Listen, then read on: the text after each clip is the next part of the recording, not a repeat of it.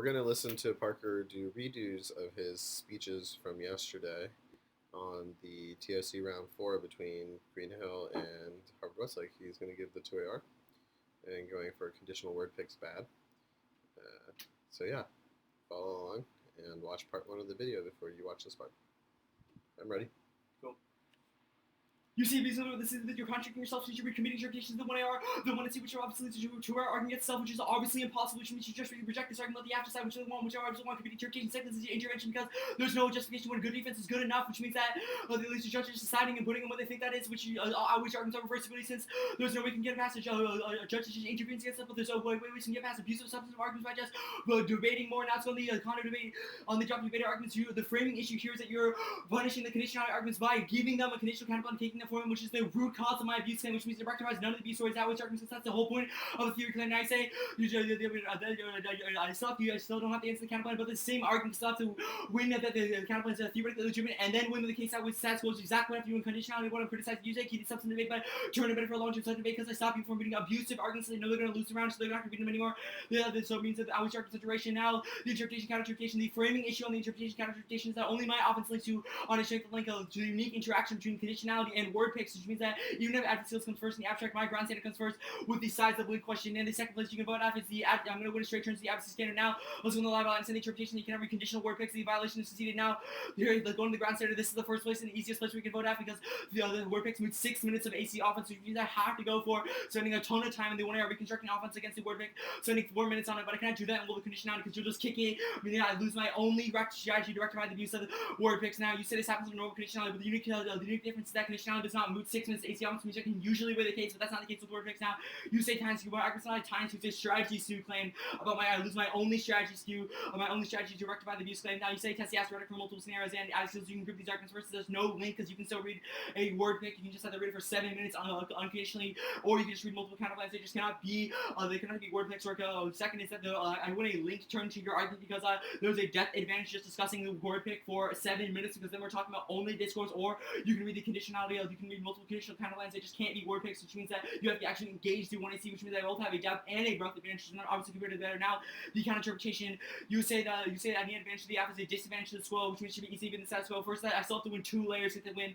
win the plan out with the status quo and the counter plan. Even the second layer is slightly easier. It's still 2 layers compared to 1, which means that there's still no abuse claim. Second, the 2-1R is proves empirically in this specific circumstance. That's not the case. It's not a foregone conclusion that I'm going to win substantive because you spend 4 minutes on it and spend a very persuasive story. Now, you say I can choose the plan, but first say predictability go warrant and defense are predictably claimed by. I can say ground skew claim. Second is I can't justify every word in the plan text. That's literally possible since there's 15 words. I need to spend at least a minute on them to justify any reasonable argument. That means that I need to have a 15-minute 1AC, which is supercharged with the fact that I probably need to justify offense as well. 3 is that topicality checks back on abusive plans, not word picks. That's compared to the better because topicality checks back more specific warrants, i.e. sometimes a new act would be justified for more education, but conditional word picks never will justify that. Could be that because they just say unequivocally you should use an abusive word.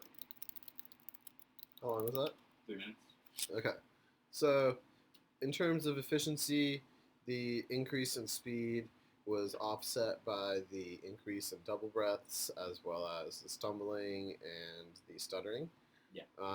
So this is a perfect example of how maybe going a little bit slower is the same amount of efficiency if you're not stumbling and you're not also taking inefficient breaths. I think that this is something worth practicing over the next few weeks, learning to go at that speed and being comfortable with not stuttering as much. And I think it's also worth practicing doing that while looking up off your computer screen. So I noticed you were looking at your computer screen way less, or way more. Does that make sense? Yeah. So I also think that you have an inconsistent breathing pattern. And what I mean by that is you will basically take 2 breaths and then go for like 5 to 10 seconds, and then take a ginormous breath, then go for like 5 to 10 seconds, and then be forced to take 2 breaths again. Does that make sense? So you're not breathing at a regular interval. Rather, you're breathing like as a forced necessity. So your mentality is like, I'm going to go as fast as I can for as long as I can, and then when I run out of breath, I'm going to take a breath. Does that make sense? Yeah. And instead, the mentality should be, I'm going to go as fast as I can, but I'm going to regularly breathe every 3 seconds. or maybe you can go for 4 seconds at a time. Yeah. Be like, I'm going to go 4 seconds at a time and then take a breath. Okay. So that requires conscious effort. We can do a stop and go drill if you want, where we practice that breathing. And every time you get off that 4 second rhythm, I stop you and make you start over again. It would be helpful. It would be very frustrating for you. But yeah, I do think that needs to be fixed. And so does the lack of looking up from your computer screen. You are dependent on it. Yeah. I mean, I think it was specific when I was trying to go faster. Yeah, exactly. Because you don't want to miss arguments. Yeah. Yeah, absolutely. I mean, I understand. I'm being super nitpicky, right? Like, what you're trying to do is not easy. So I'm definitely being harsh. That was not a bad speech by any stretch of the imagination. So I'm looking for perfection there, you know? Yeah. Yeah, and these are significant improvements that can be made. So if you can go at that speed without stumbling, go back and listen to Jackson and go back and listen to Rom. Those are the two debaters that come to mind immediately that were at that speed. Does that make sense? Yeah. Yeah, so those were probably the two fastest theory debaters I've seen on video, and they were able to go at that speed and also look you in the eye. So, in terms of like 1 to 10, 10 being the GOAT on theory, and 1 being like the worst ever, you're probably at like an 8, which is a good place to be. But if we want to try to get from an 8 to a 9 and then a 9 to a 10, quality of argumentation, persuasiveness when you're spinning it, and speed plus eye contact are the 4 things that can be improved upon. Does that make sense? Yeah. Yeah.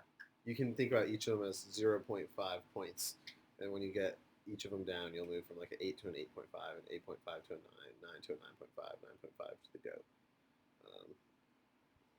Cool. Yeah, and then obviously this gets way harder doing it in real time, where you don't have the prep and the practice. Yeah. When you can do it in real time, that's when you've arrived. Cool. Make sense? Yeah. Cool. So I think it's worth putting this speech aside. If we want to practice your breathing, we can, but this speech is good, and I think this speech is way more holistic than the first time you gave it, right? Much stronger speech. Does that make sense? Yeah. Cool. So for those of you following along at home, hope you guys have gotten a lot out of this. Practice the conditional word pics bad stuff. They're probably bad.